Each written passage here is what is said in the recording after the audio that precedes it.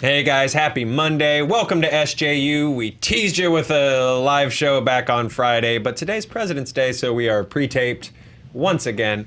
I hope you're enjoying your President's Day, rest of the world. We're going to do a little catch-up today.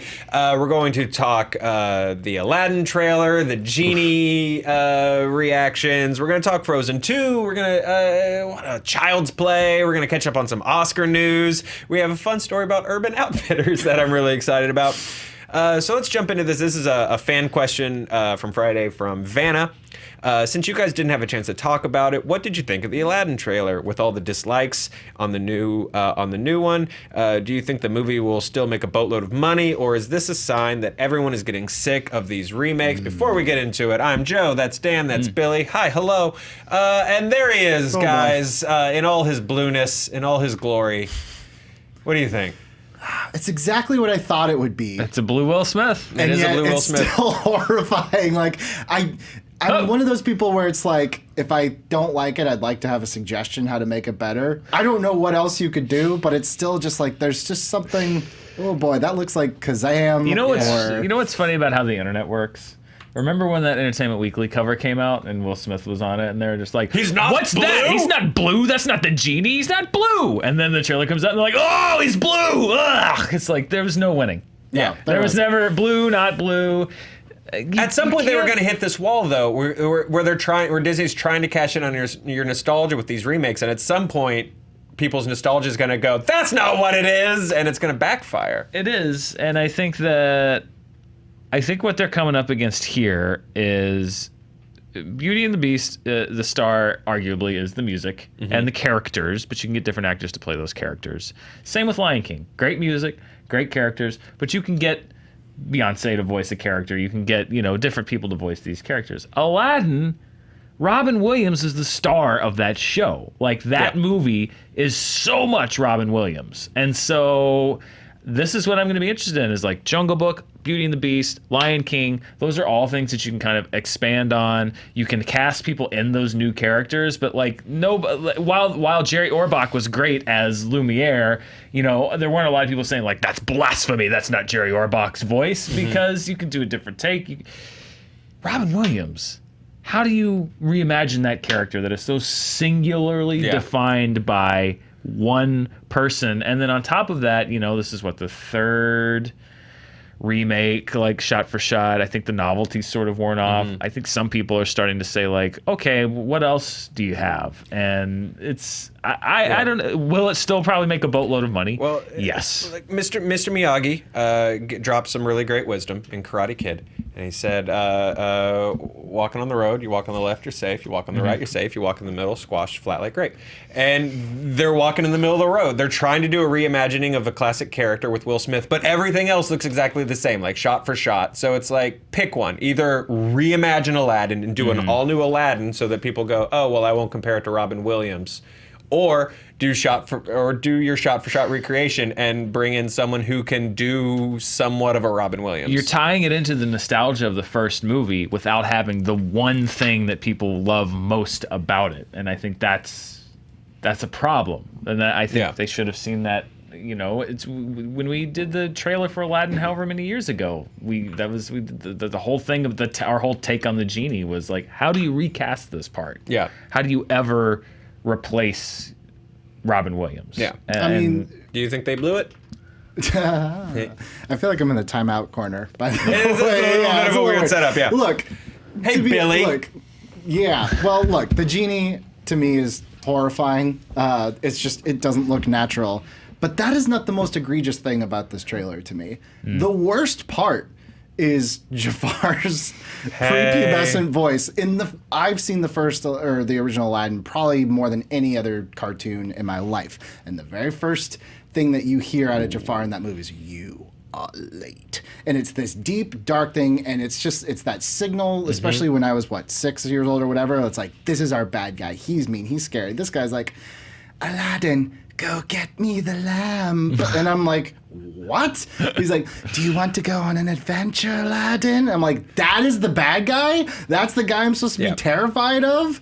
No, he sounds like he works at Jamba Juice. He's not frightening to me. You need like dark, booming, like threatening sounding Jafar. Yeah. And and I not also like understand, friend zone Jafar. I understand we've seen like 20 seconds of footage, but also one of my instant was everyone. It feels Star Wars prequel-y, where everyone is acting on a green screen to nothing. And that's kind of what everyone feels kind of flat because they're looking at a tennis ball and their green screen set ends 10 feet ahead of them. Right. But I mean, that's what Jungle Book was, and it was incredible. Yeah.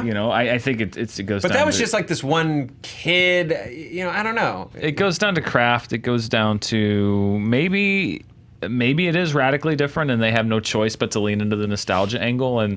But then I think you run the risk of, if you're saying that this is the old Aladdin and then people go to see it and it's not, this is the kind of no-win scenario that I just don't know why, of all the movies, you can restage all of them except kind of this one. Yeah. This is one of the ones that you could redo Pinocchio, you could redo Snow White, they redid Cinderella, you can restage Lion King, which it was already done in a Broadway version, which people loved. There's almost every animated Disney classic you could remake with new actors and probably have people respond positively, except for this one movie, and why they decided to take this one on, knowing the baggage of what they would have to deal with. It still confuses me. Like, of everything, why they chose this one. The thing to me too, on sort of that note of like, this is on the short list of ones that maybe you shouldn't do, is then I saw an article that Nightmare Before Christmas is on the short list as a live. But why? But How? you can see it. But I can see that. I can see that more than Aladdin because. I guess, but to me, like the stop motion is the Robin Williams of that movie. I guess if that makes sense. But if you get a great filmmaker that's going to take that kind of dynamic and make some kind of live action thing, I could see that being interesting. Like, all right, I'll go check that out. More than you're not just recreating or or substituting in this case. You're trying to completely replace Robin Williams, and Will Smith is a great actor. He's got a lot of charisma. He's been a movie star for a lot of years for one big reason, which is that he's great at being a movie star. But I just don't know if that's going to be enough. I'm down to see, and again, it's like I'm down to see what his genie is, but when the rest of the movie seems right now like it's being sold as, it's the Aladdin you love, then I have a hard time then wrapping my head around, like, because then to me, my head starts to go, well, then Will Smith's going to do Prince Ali. He's going to do like a Jack Nicholson impression and stuff like, because everything else, here's the Cave of Wonders. Here's the exact shot for shot, blah, blah, blah. I don't know. It's about expectation. I don't know. I feel like I am the personification of the hypocritical fan. And I can admit I'm a hypocrite because the one thing that I dislike the most coming into this new Lion King is I don't like that everyone is different except James Earl Jones. To me, it's like, why, if you're doing the whole thing, why would you reprise that role? I have no doubt that if Robin Williams were alive, they would beg him to do the genie in this live action. They definitely would probably say no, and they would, I don't know where that would end up. But it's like, it's funny because it's like, I don't want James Earl Jones. I want someone different if you're going to do everything different. But this Aladdin one, they're like, okay, well, this is different. I'm like, I don't like it. So maybe these just aren't for me. Maybe Jungle Book was the outlier. If we lived in a much better universe where Robin Williams were still alive, they would not make this movie without him. If he were alive and working, they would never make this movie without him. Agreed. It'd be like doing another Dragonheart without Sean Connery. Yeah, they sure. The Terminator without Arnold. There you go. Which they did, and it was not good. They had to recreate him as a cartoon, and it was awful. It was terrible. It's just, of everything, of all the ones to do, this just seemed to me like you start off in the hole. And you have to claw your way out of it. So maybe they'll do it. Like some kind of street rat. Yeah. Let's pivot to another Disney project, the Frozen 2 teaser. Thoughts, feelings? I saw, so when this came online, everyone's like, no more Frozen. I'm like, it's not for you, man. If you're on Twitter and you are very angrily saying, I'm tired of Frozen, man, it wasn't made for you. Yeah. Like, this isn't for you. You shouldn't have strong feelings about Frozen Yeah. one way or another. Look, my So niece, your kids can sing Let It Go. my Yeah. niece was 4 or 2 or 3, whatever. She was the right age when the first one came out. Loved it. I think she's moved past it. Probably won't end up seeing this one. I think it's fine. It's a Disney cartoon. It's not like, you just shouldn't like, we're grown ass people. Like, if you have a really hot take on Frozen, like, really think about what you want the to funny stand thing for. for me was like I don't love the first movie. It's strange. It's It's a an rough average movie with an incredible song in the middle of Yeah, it. it feels like a rushed script with an incredible song. That movie just throws, because I remember watching, it was like, there are a lot of things that they just want you to take at face value. Like, in this world, there's just gnomes. They just pop up there in the movie halfway through, and that's crank, just crank, a thing. crank, crank, crank, yeah. But then I was like, as someone who's like, I could never see Frozen again and be fine with it. I was like, what is this sequel? This looks rad. Like, she's running up Looks the much ocean. darker. Like, That's the cool. thing that if you look at the first movie and then this one, it looks like this sequel takes place in the universe after the Thanos snap. Like, it looks like Arendelle is concurrent with the Avengers, and everyone's very depressed because half of everyone has disappeared because it's so. I guess it just goes to show you in the 5 years ish since Frozen came out how Disney is marketing their movies a little differently because it's so like serious and Gravitas. gravitas and not like, well, look at me, I'm a Josh Gad snowman. Yeah. Woo-hoo. In fact, Do the you moment I remember- saw him, I was like, get out of here. Do you remember Gad. they did that with Cars 3? And Yeah. I still think that's one of the best trailers I've ever seen. I was like, holy shit, this is like Days of Thunder Pixar. Yeah. And then it turned out to not really Not be be that at all. but- But again, with this one, I felt like I knew more about the characters watching this teaser than I did watching Frozen. I mean, it looks incredible. It's so weird to see how they marketed the first one when they didn't really know what they had, which was just, here's like another warm Disney hugs. animated kids movie with a little snowman, and we're going to sell it to the families for Thanksgiving. And now that it's a $1 billion global sensation, they're like, and now the epic sequel in the Frozen saga. It's just Godfather so weird. Part 2. Exactly. It's so weird how they, depending on how a movie does, the turn that the marketing will take. I hope they call it Mario Puzo's Frozen 2. Frozen 2. The next saga in the... There is a challenge, though, with that marketing because Frozen, yes, made for kids. It was made so that my nieces could drive their parents crazy by just singing Let It Go nonstop until the sun explodes. But we've also like created this paradigm where we're like, yeah, but it's also for us. It's also for us. It's also for us. It's also for us. So there's this need to be like, we made this for children, but we also have to market it so that that's like what- Well, but keep in 40-year-olds mind, don't get mad. the 8-year-olds that loved it 5 years ago are now 13. Yes. Also- That's what I said. Like, yeah, my that's a niece, really good point. I don't think she's interested in this at all. But if she sees this, like Elsa, like running up those waves, she might be But it's like, also you know what, cool. maybe her tastes are changing. She's Sure. forming tastes because now she's at an age where she can kind of start to think for herself a little bit more. Mm-hmm. But also, it's like this is what Disney Pixar have been doing for years now, which is like you're like, this is for us. It's like, well, they kind of set you up for that because they're like, look, these aren't just kids movies. They work on a kids level, but Yeah. our movies work for you too. And it's almost like the priorities have shifted. It's like, let's get the parents. Maybe they'll take their kids, you know? Yeah.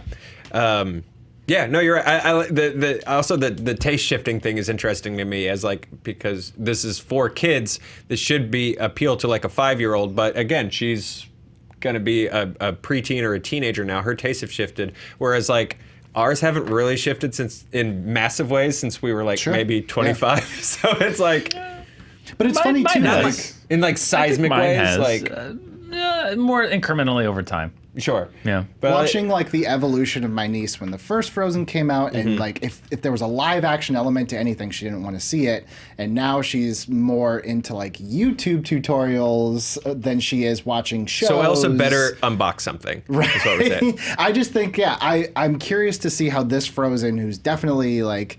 It's like, are they trying to go for like the new crop of kids, or are they trying to pull back those other ones? Because this could be the Empire Strikes Back of the Frozen, I mean, Frozen it universe. certainly looks darker. physically, like actually like take literally. a light meter into the theater, and it's, Yeah. it's definitely darker. Speaking of dark, let's talk Child's Play. Let's talk that weird. For one thing, the weirdest thing about the Child's Play trailer, Aubrey Plaza as a mom was I'm not cool with that. weird to me. It's like I think she's. I didn't think she could get her eyes to open that wide. It looked uncomfortable towards the end. She's like, She put some drops in there. she's real crazy in Legion. So there, I was like, okay, I know where Aubrey Plaza can go. She can go. I didn't watch that show. It was too weird. Super worth it. She's amazing in it, and just I could talk about Legion on another video for several hours. But is it a smart doll now? Like, is it an AI gone wrong? It appears some kind of a technologically. I love they're still playing coy with it, as if it's not just gonna. News flash, it's gonna look like Chucky. Yeah, like what do they look like? I know that we're still playing coy, like, ooh, but what's it gonna look? It's gonna look like Chucky. Is it still Brad Dourif? I don't know. I think it might. No, be. I think it's different. Yeah. This is another one of those things that was for me is sort of like, didn't we kind of nail it with the first Child's Play movie? Yeah, we're good. We're done here. Was there more left? Jennifer Tilly undone. not happy with this remake. Jennifer Tilly Well, was because like, she wasn't in it. yeah, I get that. I mean, the first concept is so weird and dumb. Like a guy uses voodoo to put his Yeah, body in a doll. Like, this is a different story, and if it is like all AI, and it's like, man, we've seen the killer AI like ad nauseum at this point. Like, I would rather you go super weird and dumb, like the first Child's Play. Bring back the voodoo priest. Yeah. That was the best go part for of it. that first Thunderstorm movie. in the toy store. Yeah. it's weird what weird horror crap from the 80s like sank and swam. Like that, like Child's Play out the gate. Here it is, but like Critters. No Too go. far. Too far. Ghoulies didn't quite Didn't work. they make like 3 Critters? Yeah. They did, but like I don't see anybody like chomping at the bit Not to be like, regarded you know, as like a horror classic. Leprechaun. Leprechaun Leprechaun's so won't weird. die. Like there's 1,000 Leprechaun movies, but they'll always go straight to streaming now. Yeah, it's always funny when you look at some of these things like, oh, I wonder why that didn't take off, and then you like Wikipedia, like Scorpion King. There's like 15 Scorpion Kings. It's crazy. No clue. Yeah, it's WWE, now man. purely a factory to get MMA stars into Right. movies. Chuck Liddell is the Scorpion Is this King, UFC Prime Time or Scorpion King 19? It's so bizarre. So yeah, that's a weird looking trailer Yeah, I for a don't movie like that we maybe don't need. Speaking of things that we do need, though, let's talk Oscars a little bit. Oh yeah, the Oscars. Let me shunt to you on this because I don't actually. I'm Well, a fraud. it's weird because we are, as we sit here, it's Friday. This could completely have been resolved by Monday, but the decision to present best cinematography, best editing, best makeup and hairstyling, and best live action short film doing the commercials has inspired a massive blowback. There is an open letter from the American Society of Cinematographers online that has been adding signatures. If you look at who's signed now, it's like almost every cinematographer you've ever heard of, plus almost every director you've ever heard of. Nolan, Scorsese, I think all the nominees at this point have signed on. Actors, filmmakers from other branches. I saw today, just now as we were taping on Friday, the the editors have criticized it now. The IATSE, which is the trade skills union, has criticized it as a massive, it's not just a Twitter. The Academy sort of, when they announced it, were just like, oh, we're seeing a lot of social media reports that are really sort of blowing this out of proportion, but it is now becoming an industry thing where it is facing massive backlash. We are, again, as we tape, 9 days away from the Academy Awards airing, and this entire show, from the word go, has been nothing but an absolute catastrophe for the Academy. From the popular Oscar, which they had to... Oh, I forgot that was the popular Oscar, which they had to backcheck on, been a long to year. the whole hosting thing, the whole Kevin Hart, not Kevin Hart, no host, 2 hosts, 3 hosts, 0 hosts, and now this red host, blue this host. has been an absolute disaster. Yeah.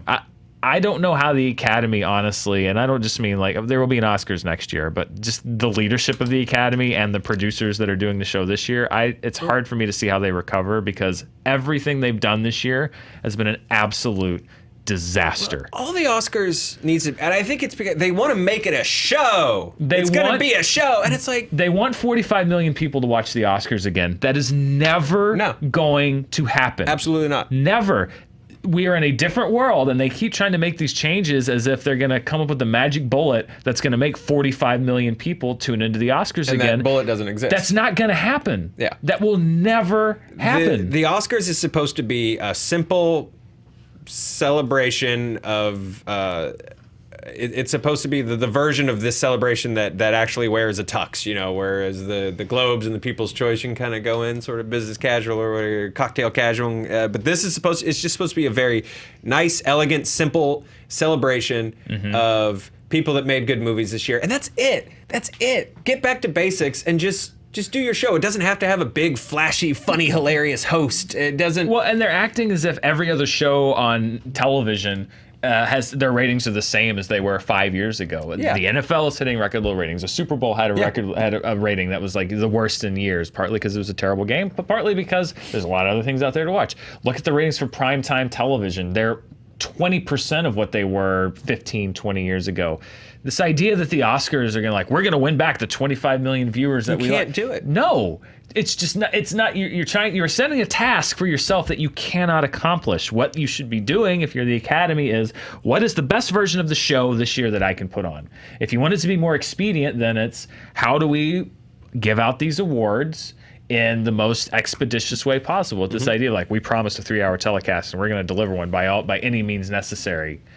Okay, but I think it also paints a bad picture when, if the reports are to be believed, they were going to do 2 songs. They're going to perform 2 of the songs out of the 5. And according to the reports, Lady Gaga said, no, you're going to do all of them or I'm not performing. So they said, okay, then we'll feature all of the songs. But yet they're still defiant as of today to putting these things. So it's okay, so you will cave to Lady Gaga, but you will not cave to the cinematographers and the editors, the actors and the directors and the people that are actually in. And by the way, yes, the fans. They say that as well. The speeches will be featured. You're telling me they're going to feature every word of those speeches that they give. They're not. I would be shocked if they did. And secondly, it's not just about the fact that you feature the winners. You're featuring their work. You're recognizing their work, because there's people out there in places like in the middle of the country, like Kansas or Missouri, that don't have indie theaters. Maybe Cold War is not playing out there. Maybe the first frame of the film Cold War that they're going to see is when they announce the nominees for best cinematography. Yeah. Maybe the first time that they even know what cinematography is, some 8-year-old kid out there that doesn't necessarily, again, have access to the things that we have here in Los Angeles is going to see a clip from Roma, or is going to understand for the first time what editing is, because the Academy Awards, which is about celebrating filmmaking, has a feature that says, here's what editing is, and here are the 5 nominees for what we think the best is. And they say, oh, maybe I'm going to look into that. Parading speeches in 4 different clips that are given out during it is...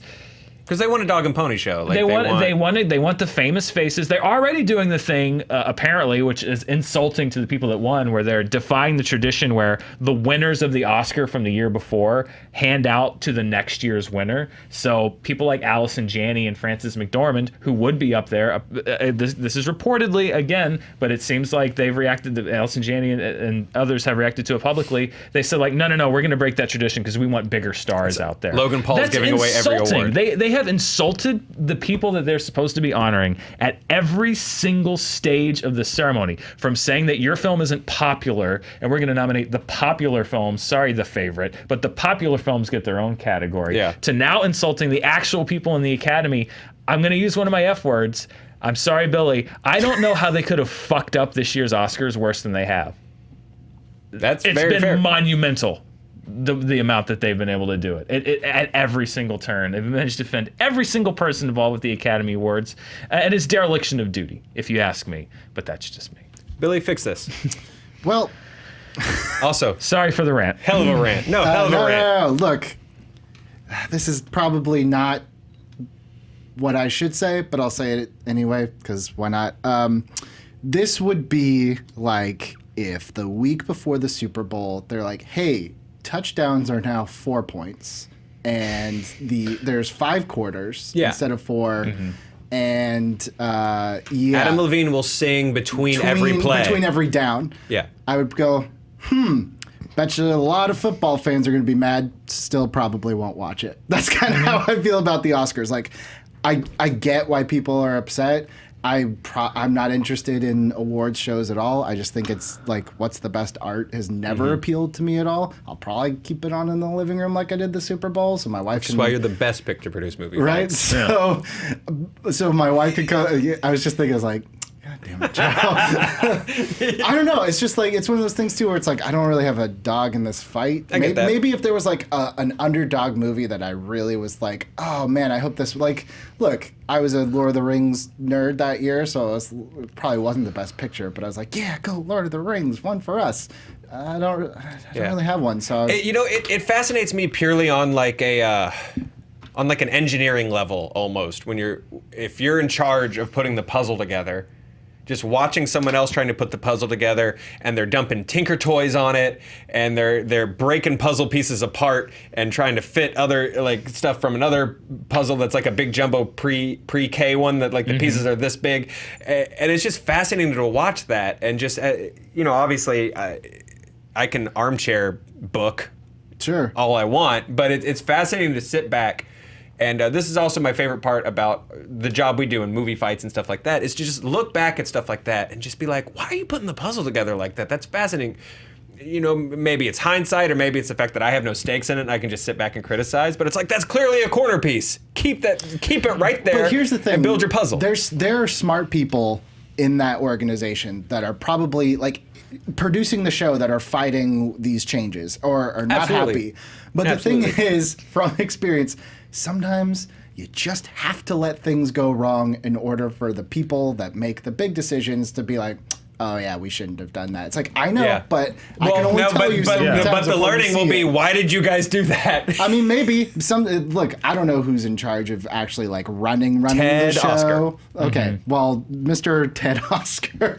I mean, but sometimes it's like, look, maybe this has to be a colossal failure for them to be like, all right, these 10 things were a terrible idea, and then they won't happen again. Yeah, but people are telling you that it's like that movie Deja Vu, except the thing doesn't ever have to explode in the first place. Denzel Washington has already traveled back in time, and he's telling you, don't do it. It doesn't even have to go wrong to begin with. You don't need a Val Kilmer time travel machine. We already know what's going to happen, so why even let it happen in the first place? I'm just trying to think of like if I were a producer on the Oscars this week, which is, God bless them, this has to be a terrible lead up. What a week, yeah. Just where everyone's But already. they are the ones that have made all of these terrible things happen. But I'm thinking of someone like in my position who's literally boots on the ground. Like, this is a disaster, but this is just what we've got to do. Yeah. Like, it's probably just like chaos. Maybe they'll sort it out, but like at this point, there's like you said, there's so many missteps. Like, you can't course correct everything a week out. Like, there's no, just, you can't. Yeah, what are they locked into? And that's Right. That's it. Just doesn't take a rocket scientist to figure out that this is something that I've never understood. This whole thing about producers, because it happens every year. It's not always this extreme, but the producers of the Oscars every single year, as a lead up to the thing, is just like, yeah, we're really we're cutting down to the bone to figure out how we can get this to be the tightest show. Like, traditionally the Oscars are way too long, and we're going to make sure that we're tight and efficient. And they act like it's some huge calculus. Like, it's not. I've seen the same montage 15 times. I've been alive for 35 Oscars now at this point. I've seen the same montage at least 10 times. Lawrence of Arabia is a great movie. It really is. I don't need to see the shot of Peter O'Toole doing this on every single Oscar show. They have montages on top of montages. And now a tribute to roads across the years, and now he's skipping down the Yellow Brick Road. It's like, listen. I do want to see the roads of history. I mean, but that's where it's like, what is Maybe the one Oscars? Is montage. the Oscars a celebration of film, or is it a celebration of this year in film? The Oscars are a celebration of achievement in that year of film, with a broader overarching theme of celebration of film in general. And which I is would say, fine. I would venture to guess that there are people making the decisions that disagree with that, and that's why it feels like fractured. Yeah, it's just, it's not hard to figure out, again, how to cut the show down to time. There's always fat on the show that you're sitting there like, why? The challenge seems to be that, like, this? if you guys are the producers of this show and you're just trying to put together a tight, really good show, you have a crazy person like right above you that just keeps shaking you and be like, no, don't do this like at the last second, Right. which isn't a good or easy way to work. No, Yeah. it's not. It's tough. Um, I'm on your side, producers. Lower line producers. I feel for you. let's talk about this Urban Outfitters thing for our last story, because this is ridiculous. This made me laugh a lot. Billy? Yeah, so this was a story that I had on deck for, I don't know, the last week or so, and as we not did SJUs, I was like, man, I want to talk about this. Mm-hmm. So Urban Outfitters, you know, they kind of, look, I'm not going to say they were the first by any means, but in terms of like full on like embracing it, I feel like Urban Outfitters was really big on like helping bring vinyl back to what it is. They started offering like classic albums and newer albums in their stores. Now what they're doing... They tried to do it with cassette tapes too, I saw. Yeah, I remember like around like Guardians 2, like there was like a stunt around that, and that was cool. But yeah, in general, I don't know who has a cassette deck anymore, but now what they're trying to do is bring VHS back. And I know they're not the only ones. There's been like a weird underground VHS movement. Guys, please, I know we are a nostalgic society. VHSs are one of the worst ways to possibly watch your favorite movies because 9.8 with a bar over it percent of the time. Those movies have been pan and scanned. They're not widescreen, so they're an abomination of whatever. A League of Their Own is maybe the worst offender I Ghostbusters is bad. Atrocious. But also, Urban Outfitters is doing like a gift set of like comedy VHSs, horror VHSs, $40 for how 5 many? of them. For 5? Yes, that is $8 for a VHS of a movie that you can go get in pristine 1080p quality. That is like a full reverse Columbia Forget house. what is pristine happening? 1080p quality. You get public service announcement. You can buy a VHS of any movie that you want At for Goodwill. $1 if you just go online or go to, there's a place in Amoeba called LA. I think they saw online. I was there the other day. fact-checking myself You can right go now. to any store and buy a VHS for $1 or maybe $40 for 5 VHSs. I am literally Goodwill will fact-checking. hand them to you. I'm fact-checking myself right now just because I saw this price and I was gobsmacked. Yep, Urban Outfitters, this is from Slash Film, selling used VHS tapes for $40. Does it say what movies? Do you get to pick the movies? Are that they you a get? mystery bag? Mystery bag.